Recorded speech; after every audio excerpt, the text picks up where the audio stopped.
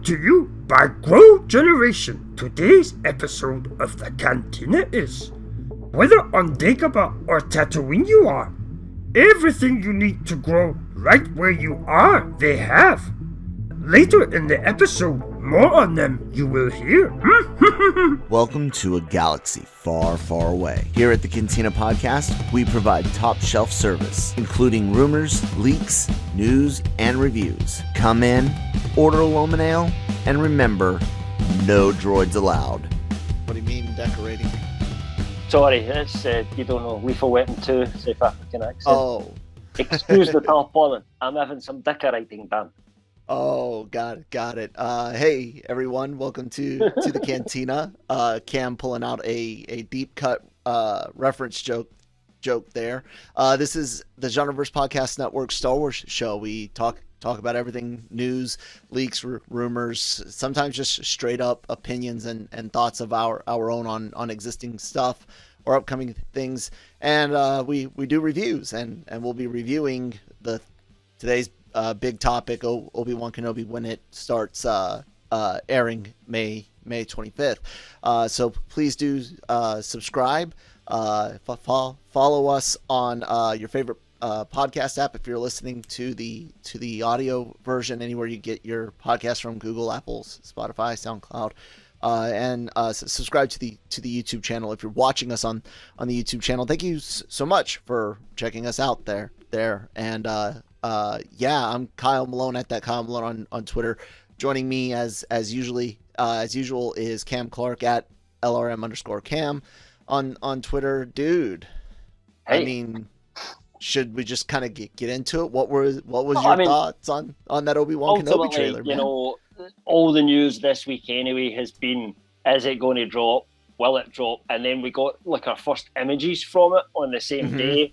And I must admit, I was, when I ran that, I said, I really hope we see it today. But I kind of, in the back of my head, I didn't want to say, but I thought, there's no way they're releasing these promos today and then not dropping the trailer later, So it dropped, obviously. We watched it, and reactions.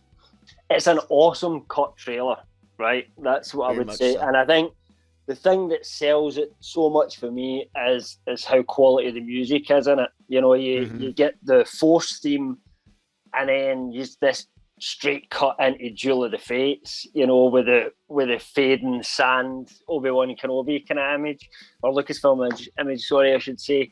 And then that kind of gets mixed in with some Battle of the Heroes stuff, which is just hyping up it. It's Obi-Wan and Vader again. And I'm actually playing the trailer for everyone right now. That just the music was so fantastic. I love that if we get some of those classic themes coming in rather than just a completely new score, if that makes sense. And I don't want to spend all my time talking about music, because you can cut any kind of trailer and put good music in, but it just looks the part from what I've seen. We only get a small glimpse of it. But way more than what you and I thought the teaser would be. As we discussed, teasers can be anything. At this point, I felt we were going to get something like that, maybe a little bit less. If it had been like a way back at Disney Investor Day or something like that, we'd got something, I would have expected just like one shot and then some music, and that would be it, that kind of teaser. But as it gets closer to time, I kind of expected a little bit more. It was not bad. It was kind of that almost a trailer, kind of teaser, if you like. But I think we're also seeing just some stuff from like the Disney do tend to do, or Lucasfilm do tend to do with these shows. We're can only seeing, I think, a lot of footage from the first couple of episodes there, is my anticipation. We have heard through the rumour mill, and MSW, who said this, I've been getting a lot of other things right lately, because they got a lot of stuff that was confirmed in that trailer, which we can talk about. But they had said that Vader wouldn't show up till episode 3. And it kind of feels like what we've seen so far hasn't quite got to Vader yet, if that makes sense. Although I don't know if you know, but EW did release the first official Vader image this afternoon as well. Oh, really? I didn't catch. I've got the piece. I've got the piece. I'll bring it up in a second. It looks like Darth Vader. But,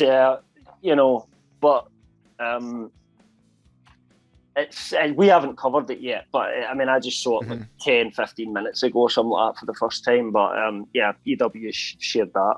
And, you know, it looks like Vader in the dark, looks cool. But, you know, it's just a tease really more than anything else until we kind of get to see a little bit of Vader in the proper trailer. And I think if we do get to sort of May the 4th, I definitely could see a full sort of trailer spawning at that point where we maybe get to see a little bit more of Vader and really amp up, because at the end of the day, he's still the most sellable character in Star Wars, isn't he? The picture with Vader, is it in this little video or? Oh, and the thing that the video I sent you about you. No. Where did Entertainment Weekly share the official Vader image? Do you know? I can't check because I use my phone for the podcast, unfortunately.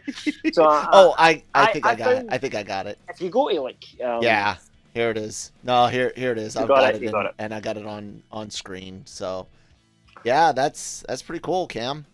I mean, it looks like what you would expect from exactly. You know, a Vader chamber. Yeah, exactly. You know, there's nothing astounding there, but you know, it's just cool that we're getting this, and you know, and that the guys, you know, Hayden and Ewan really seem up for it. You know, as if they've had a lot of fun with it. And it's just the right time for it based on their ages and everything that's kind of going on. And a series just, for me, will work hopefully so much better than a movie would be. But again, we'll see. There's a couple of things that fans maybe are a little bit unhappy about the trailer. And there'll always be those who think this show just shouldn't exist because Obi-Wan should have just stayed on Tatooine for the full 20 years. So, okay, you know, we'll wait and see what the reaction's like. But ultimately, it looks good so far, but the proof's in the pudding when we come to see, you know, does it keep engaging us? But it's just cool because at the end of the day, you know, this isn't one of those shows where we're kind of waiting on a cameo appearance coming up. You know, the show stars Ewan McGregor as Obi-Wan Kenobi. He's the biggest character, you know, this, you know, other than Vader that's going to be in this, and we know Vader's coming, so it's their thing, if you like, and the rest of it's just I don't know, window dressing. But the fact that we're getting some own Lars stuff on Tatooine, we've got Inquisitors showing up, which gives us people for Obi-Wan to fight, you know, which is pretty cool as well. So far so good, I would say. To kind of, I guess, go over some of my thoughts on the trailer. I did a reaction. You guys can find that on the GenreVerse YouTube channel. I first off, like you, I was impressed with the music and the usage, and when Duel of the Fates hits, I was like, okay, that's cool. I was impressed with showing us, hey, you're gonna get off world. Most of us assumed, I think a lot of, and I don't mean it in a derogatory way, but a lot of normies, you know, casual fans, I think, saw the poster and you saw all the memes, you know, Desert Planet. I mean, before we knew anything about the show, there was a lot of people just thought it would be, I think, where you're going with it. So right, and I knew that was a possibility, and I was like, they need it. This is, you know, back when it's first announced, it's like they got to get off planet, like they have to, and especially after a couple of And so I wonder if they purposefully showed a bunch of off-world stuff, or if that was a reassurance thing. But regardless, I'm happy with what they showed, because they show a lot of things that have already gotten out. What I don't think there was any big reveals, and we'll talk a bit about maybe comparing that to leaks and rumors in a bit. The one thing, there was one thing that was just a bit of a shock, if you like, but it's not really major, was the kind of confirmation of the Jedi Fallen Order setting for the Inquisitor's Tower, you know, which was a bit unexpected, if you like, and got people talking. And some of the designs got people talking. But yeah, in terms of sort of, as you said, leaks and everything like that, no, there's nothing revealing in the trailer itself. So that, seeing all that was cool. Revealing the spinning lightsaber was neat. I couldn't remember the conversation very well, because we have some offline conversations about certain things that, like I said in my reaction, that we might not put out because A, we can't verify, or B, it's not the risk to the source or upsetting a studio. But didn't we hear something about them working on that? Like they were like that was an active thing, or was that us just chit-chatting? I can't remember the spinning lightsaber prop. I think I remember a conversation about it or something. I can neither confirm nor deny this. Okay. There was conversations about it. That's all I was saying. I can't remember specifically. You and I did discuss this thing at some point before. Yeah, it was quite a while ago. Yeah. But I liked seeing that, and all of the imagery. I think that scene where it's overhead of Obi-Wan, I think that's a flashback scene. We don't see his face. The hair is I don't know. It looked longer and thicker, but I might be wrong. You know what? Let me bring it up and I'll freeze it with what I'm talking about. Let's see. I think it's somewhere around here. So I'll go ahead and share my screen with you, which means you'll freeze now, which is fun. And then I'll bring this back over for everyone. Transition. There we go. But yeah, let's see. This scene right here, I wondered. I know they make it look like it's all connected, but his hair, I don't know, it just looked bigger. I don't know. That was the only one that stood out until I realized that this earlier scene kind of fits it. But we're not talking about a big jump in time between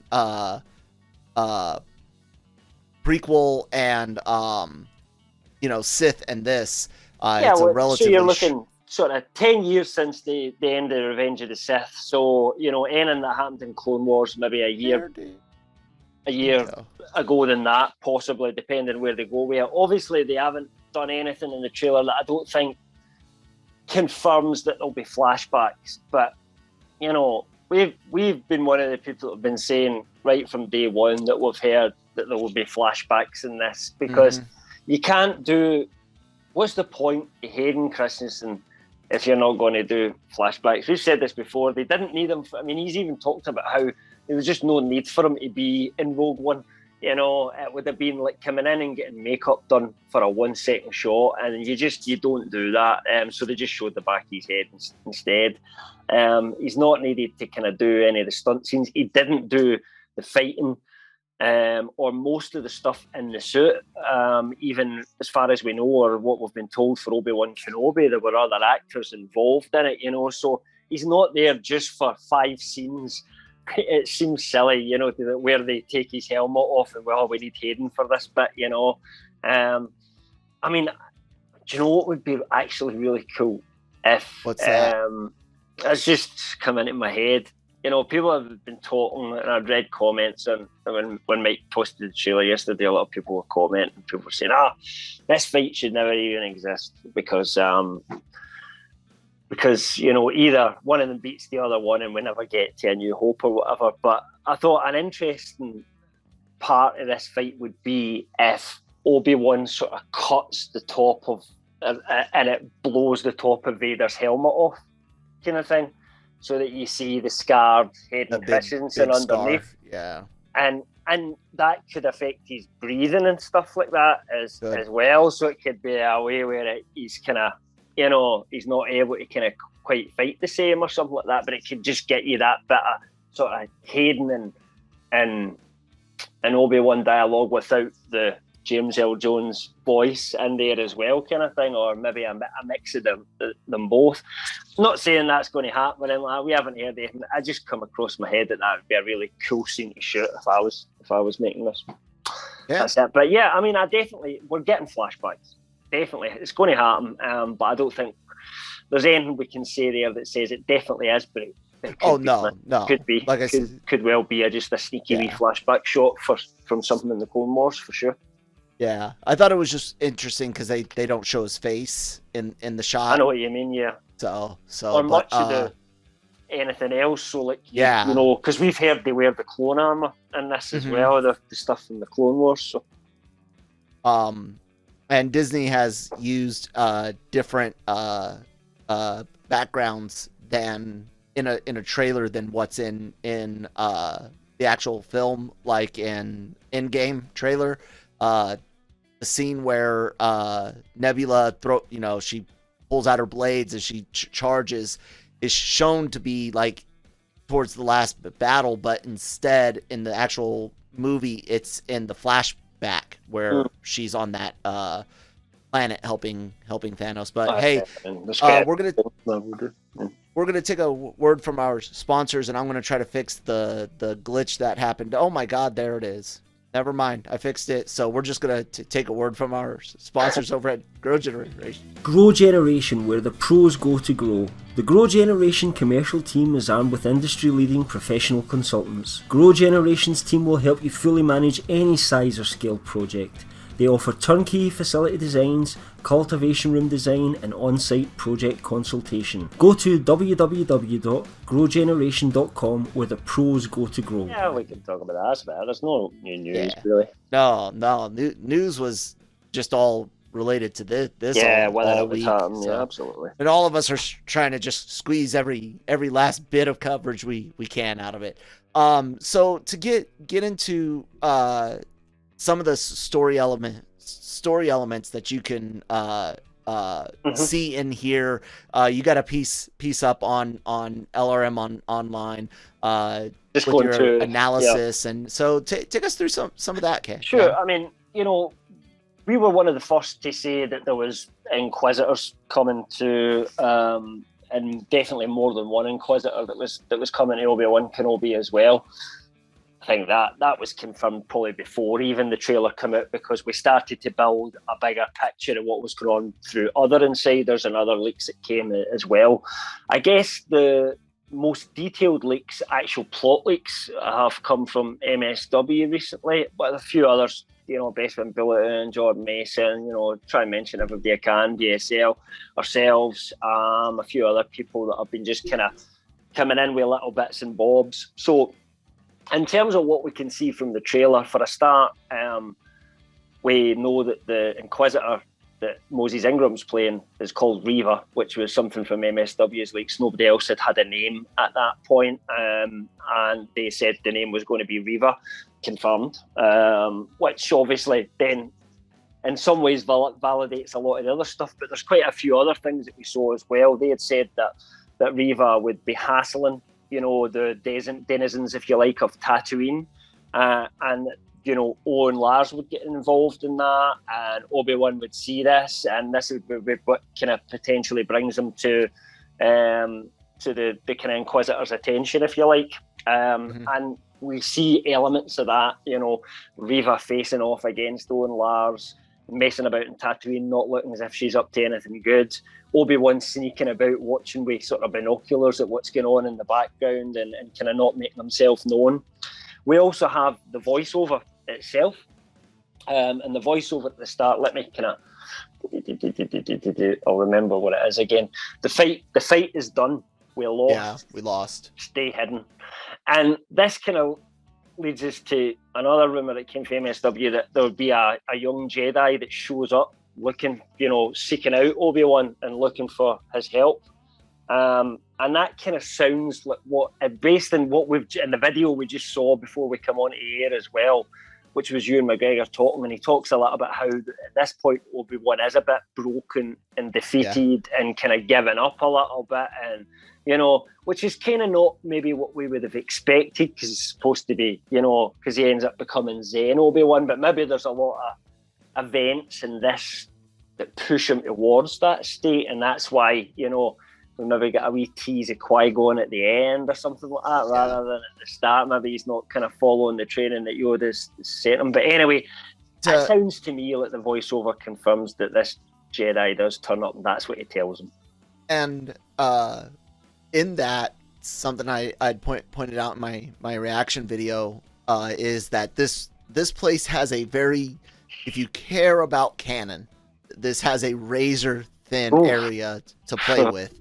One, because there's set events right down the road, and things that are said and things that are done, they matter. So if you care about canon, this has a thin, razor thin margin. And then within that, it's only realistically a short time, between Sith and a New Hope. But this is set in the middle of that short time, having it. So I have constantly been like, this was before all the other things that happened. This was the only storyline, the idea of a post prequel Obi-Wan Kenobi, to basically give McGregor a chance to have good dialogue to work with. Yeah. I mean, I'm scared because of that razor thin margin, but the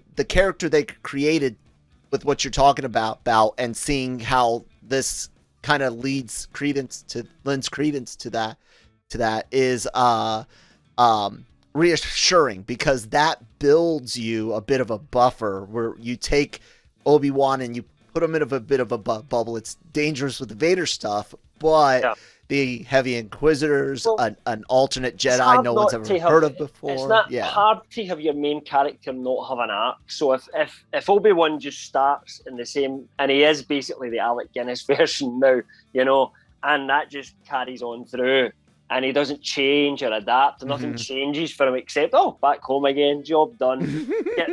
Get the death sticks out, yes, and chill for a bit and watch Spice.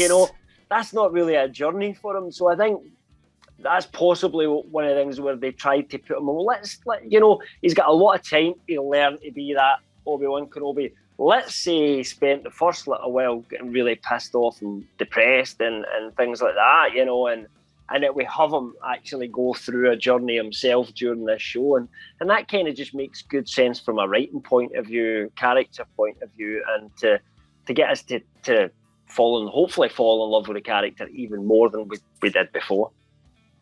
Yeah, I hope. Was there any other interesting things about the Inquisitors, or? I mean, I guess there's a new Inquisitor that we don't know, right? So there's one shot which if you've got that piece up, if you go down to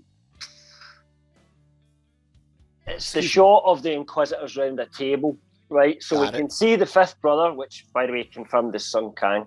I did say in my piece, by the way, we knew Sun Kang was playing the fifth brother for ages and ages ago, before even anybody else kind of came out with it. I'll just admit that. But once somebody did come out with it, we kind of quickly backed it up and said, that's true, kind of thing. But yeah, we did sit in that one for quite a while. But anyway, that's Sun Kang that's sitting with his back to us. That's Reva at the front. Who is it on the left-hand side sitting on the table? That's an Inquisitor. You see her in one other shot. Yes, we do. You see the tails of what her head coming out. But no one really, that's not somebody that's appeared so far in the canon. But we knew there were Inquisitors that don't necessarily appear in the canon. I've got a funny feeling she'll be a red shirt in this, to be honest with you. Do you know what I mean by that? Like Obi-Wan, yes, I know what a red shirt is. Some point, that's not as deep a cut as because the that would explain why we never hear for that person again. But but I mean, there definitely needs to be a little bit of that.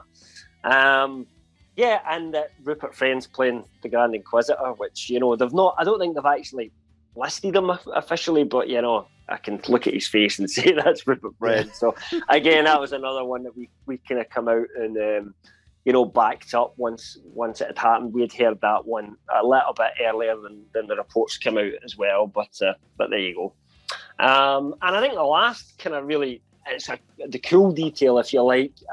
Which isn't really that. Sorry, I just realized something. I saw a meme earlier today about Kiri Adi Amin Armen Kiri Adi Mundu. Is that there you go. And his head is this big tall thing, and they made a joke about if he was made a live action Disney Plus series. And I see why that's a meme, and it's squished down, and that's because Rupert Friend, no tall head. It's just a normal shaped head. There have been some people took some issues with it because we have seen now. I'm not even going to try and pronounce this species because I don't know how it's pronounced, but it's like pot or something like that. I just did try it after saying I wasn't going to try it, so that was silly of me. But anyway. Do you remember when in Revenge of the Sith, when Obi-Wan goes into the sinkhole planet and he speaks to, what's his name, the Australian actor that was in Mad Max, and he's the tall-looking alien with the teeth and that. That's the same species as the Grand Inquisitor is supposed to be. So if you look at the image, you can kind of see the things here and there, but without the elongated sort of head and sort of thinness, and the skin's different.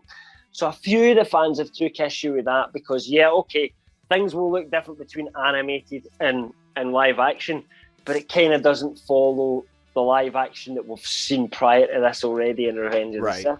I can get that. You already did I can, like I said, we've seen, it's one thing to change some things for practical reasons, but we've seen a much taller, thin head. Well, if you can do the Twi'leks and the Torguta, then you can do this. You can do that. Maybe it was the only thing I can kind of think of looking at his head structure was that it would have been a scaling issue. So proportions, that height might not work with the width of his head. Does that make sense? Yeah. If you have that going up, for the it might look the look of them, I suppose. Exactly. So, although a lot of people still think Jason Isaacs should have did it, who actually did the voice in Rebels. But hey ho, he would have been good as well. But I'm not sure if he would quite look as because I think facially it looks quite. It's just the head shape's a little bit different to me. Exactly. I'm just looking at his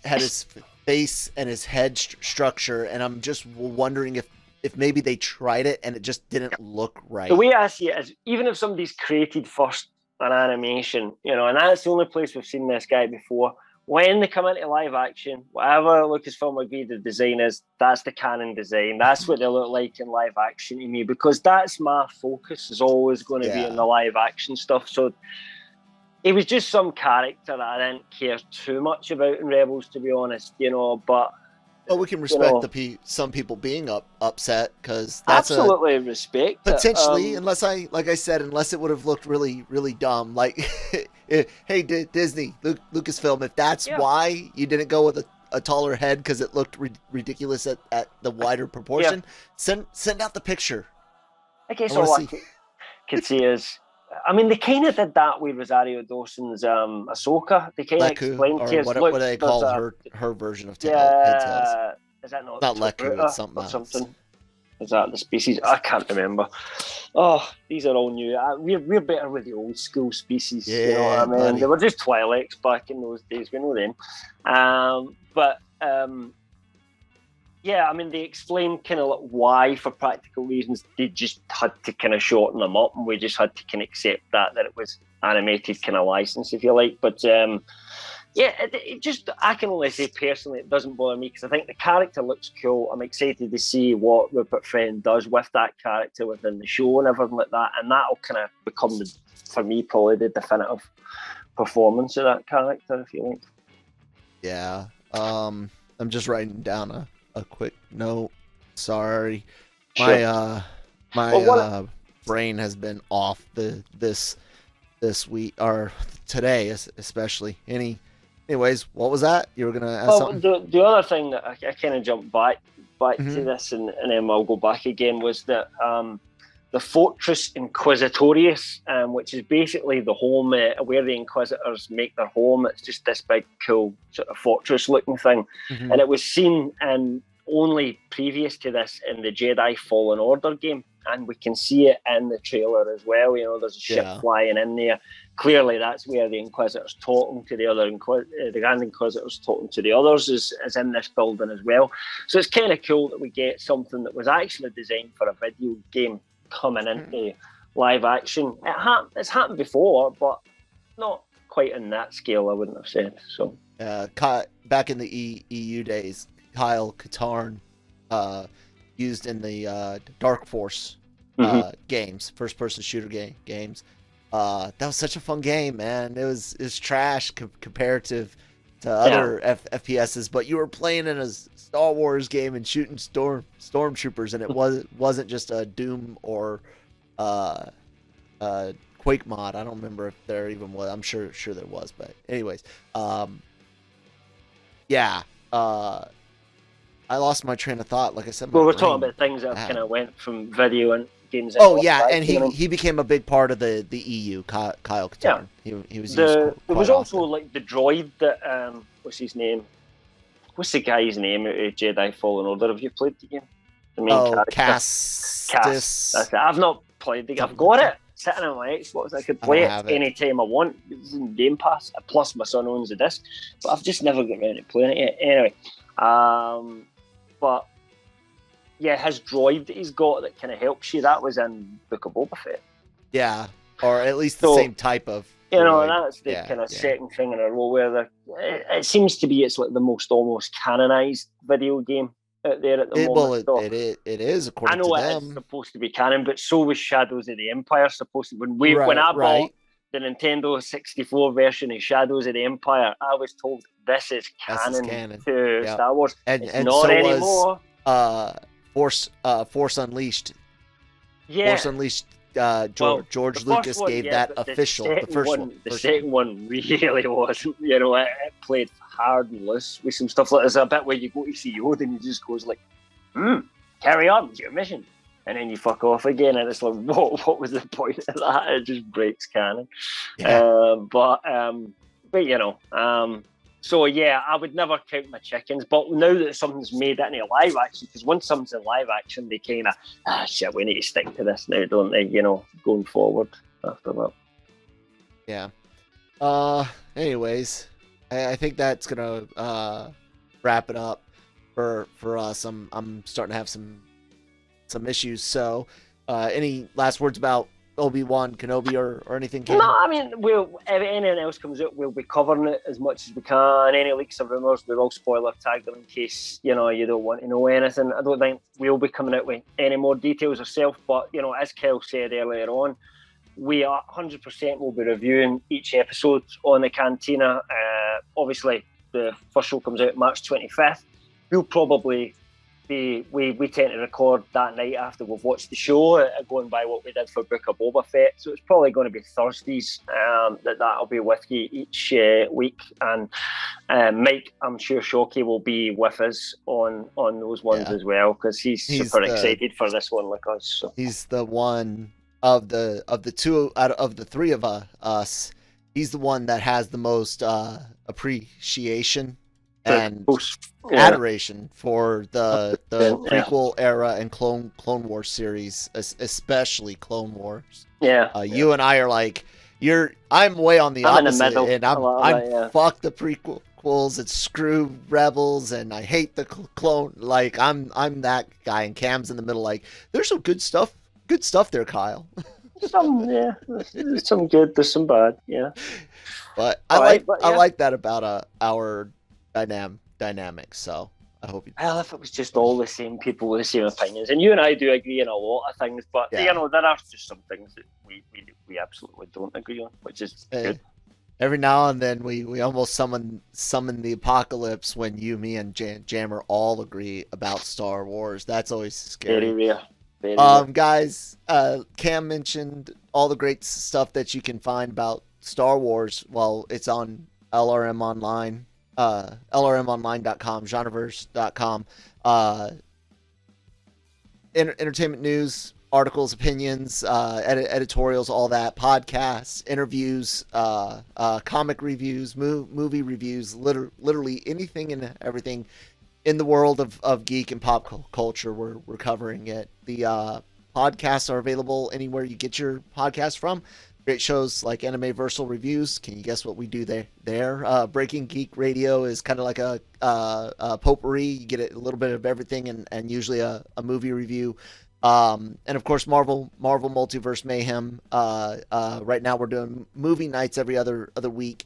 And this upcoming one will be doing a live commentary for the Fantastic Four. And you guys will be covering Moon Knight reviews when it comes out as well.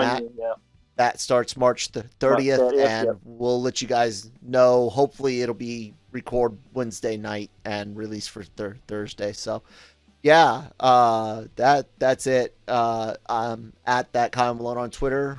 Cam? At LRM_Cam. Shoot out to us. Ask us any questions. Ask us anything that you want to see us covering in this. Anything you want to see us stop covering in this. Unless it's like, you go away, and then I might say no. And you know, as well, we're also looking for any contributors at the moment as well. If you've got an interest in kind of writing and you've got strong opinions that you want to, you know, if you had a really counter view Obi-Wan Kenobi trailer review than anybody else, and you want to write about it, you know, come and speak to us, contact us on Twitter, or, you know, we've got little adverts up on the site if you're looking to contact us as well. And, you know, why not come on and learn the ropes and kind of start writing. That's about it, Kel. All right, guys, have a good one. May the force be with you.